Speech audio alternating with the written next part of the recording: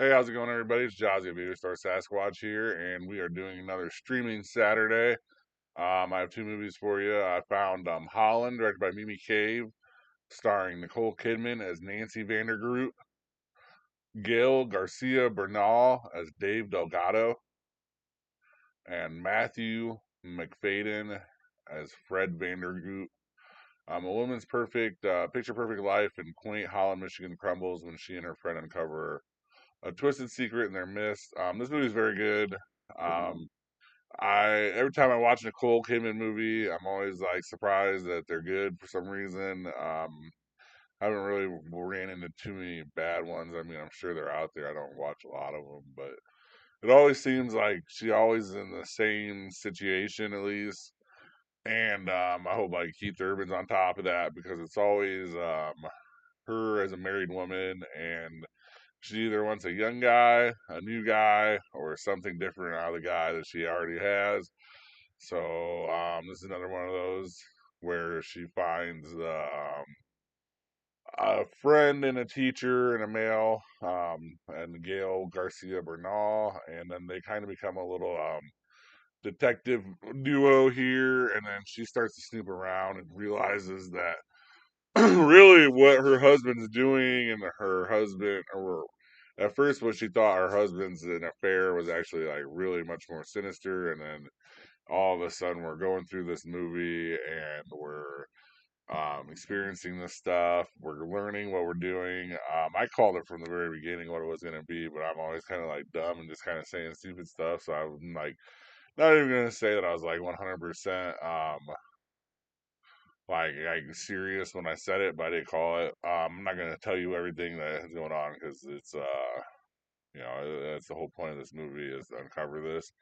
But that's just pretty much what they do, and then those two investigate together, and it all kind of crumbles down. A very big explosive ending, a great paced thriller here.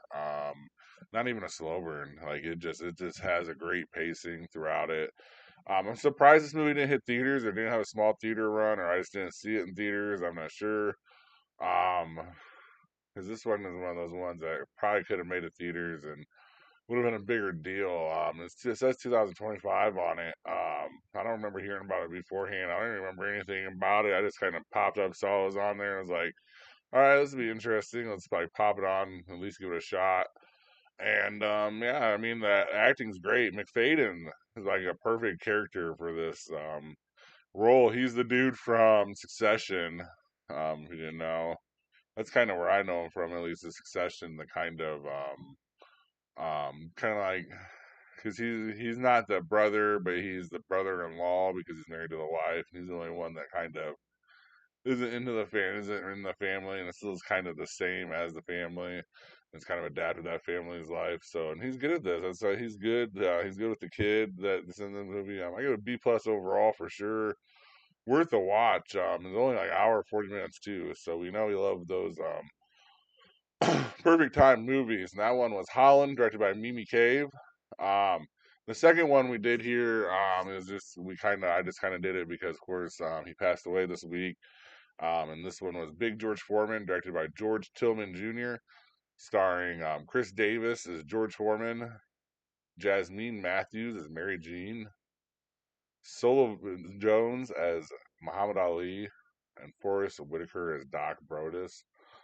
Fueled by a poor upbringing, George Foreman channeled his anger into becoming an Olympic gold medalist and world heavyweight champion, followed by a near-death experience that took him from boxing ring to the pulpit, and then back to the boxing ring. Really, this movie is good. I mean, it's solid biography. I always tell you guys when you're watching these biopics, the number one thing you want, the main thing is the shine on the main character to be good, and that's kind of what it is here. But at the same time, they kind of blindside him here. And if you don't know what that reference is Michael ordered this movie called Blindside with Sandra Bullock, and they kind of made him like dumb, and they kind of made George Foreman kind of like dumb. Like, I mean, I'm sure he's like he has to be smarter than what like some of the scenes and things that they portrayed him as when he was growing up.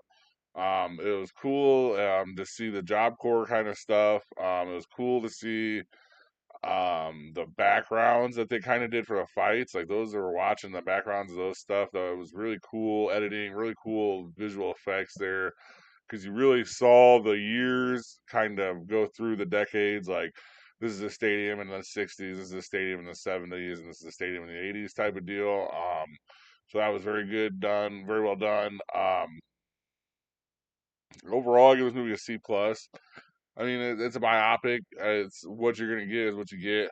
I think that some of this is a little cheesy. I think some of it was, just to kind of celebrate the fact that he was such a great man because he did so much other things than just boxing. He was a minister for a long time.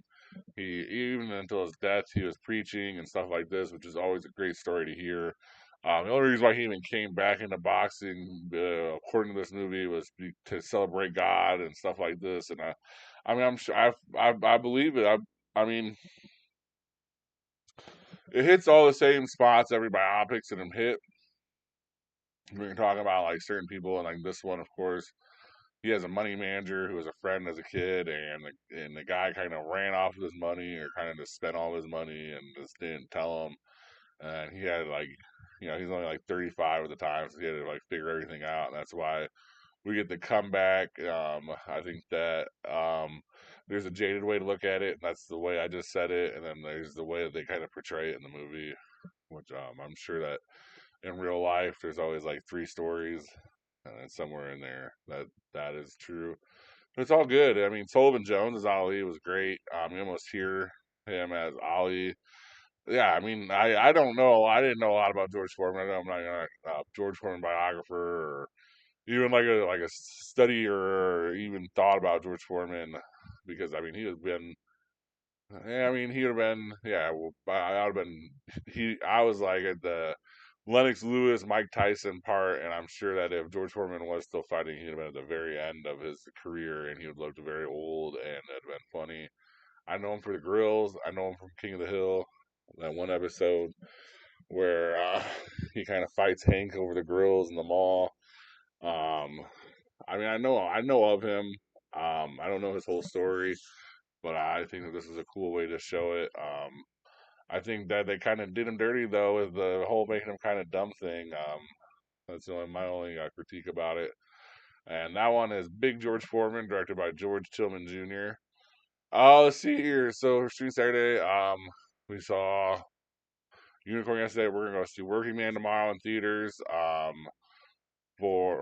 Sunday tomorrow in theaters, and then that'll be our Monday morning review. And then remember, Sunday also is the day we start with the countdown of the 20 best movies The Rock's done. We're not adding all the like Fast and the Furious movies in. We're just putting the first one he's in into the list, and then like you kind of go from there. And we're gonna put Hobbs and Shaw on there too, so you get the two at least. The one where he's like a solo god, and the first one he's in with the whole group.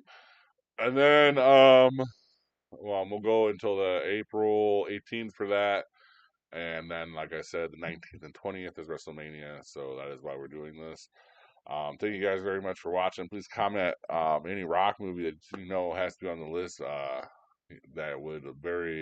That'd make you angry if it's not on the list. Unless it's one of the Fast and the Furious that is not the first one he has in, which is Fast 5, I believe. So thank you guys very much for watching. Please have a good rest of your day or night, and please like and subscribe. Thank you for watching. Please like and subscribe. Comment your top movie picks for Throwback Thursday in the comments section. And see you next time in the cave.